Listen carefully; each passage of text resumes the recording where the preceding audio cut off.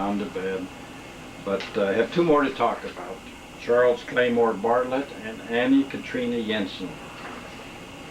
Before I leave the Bingham family, though, however, you should know that this last year I learned that in the Bingham heritage, in the Bingham ancestors, not the Binghams themselves, but of one of the branch lines, we actually had ancestors who came over on the Mayflower. So that's a great honor to know that you descend from people who are on the Mayflower. So let me talk a little bit about Charles Claymore Bartlett. The Bartlett's family had been in America a long time, and in 1860s Charles was a young man and the Civil War broke out, and he was very desirous to go fight in the war. In fact, at 15 years old, he went down and signed up. His father went down and paid another man to take his place, and then scolded him severely because he was just too young to go. He had I think some brothers and uncles who served in the Civil War, and he wanted to fight in that war too. And he kept pestering his dad to let him join.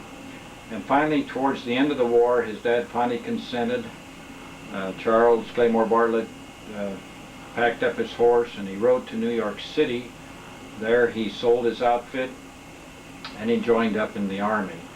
Now, instead of being sent down to fight in the last remaining days of the Civil War, he was sent out west to fight the Indians. And he was sent up into the Black Hills of Dakota and up the Missouri River. And while up there, he was a young man, and his assignment was to chop wood. The Army at that time had some boats that used steam power to go up and down the Missouri River, kind of flat-bottomed boats.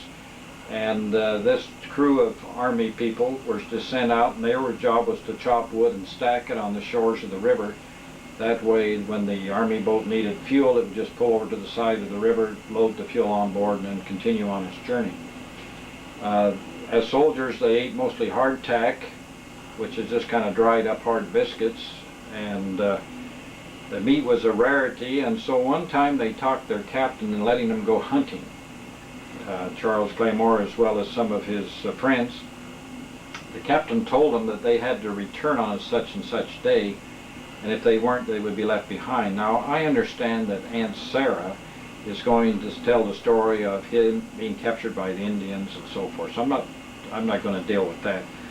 But after he escaped from the Indians, he was then, it was too late for him to join his outfit, so he made a decision that he would go west to California. That was his next goal in life. So he went to chopping wood, and as he was chopping this wood, he was in an area where they was quite a ways from the river, and they had a boy who was supposed to get water out of the river, good clean fresh water, and bring it to the men to drink. Well, this boy was kind of lazy, and one time he didn't go all the way back to the river, but yet he stopped at the kind of a seep hole and scooped up the water there. And our great-grandfather, Charles Bartlett, drank of the water, became extremely sick with dysentery, and he was told by the doctor that he would die unless he got some medical care. He could go down river to St. Louis, where they had a hospital, or he could go west to Salt Lake, where the Mormons had a hospital. But if he went there, the Mormons would kill him anyway. So he decided that since Salt Lake was in the direction of California, that he would go towards Salt Lake. So he paid a man to haul him in a wagon to Salt Lake. And when he got to the Salt Lake Valley, he was extremely sick and weak, and after paid the man, he was totally broke, totally at the mercy of the Mormons, as he has put it.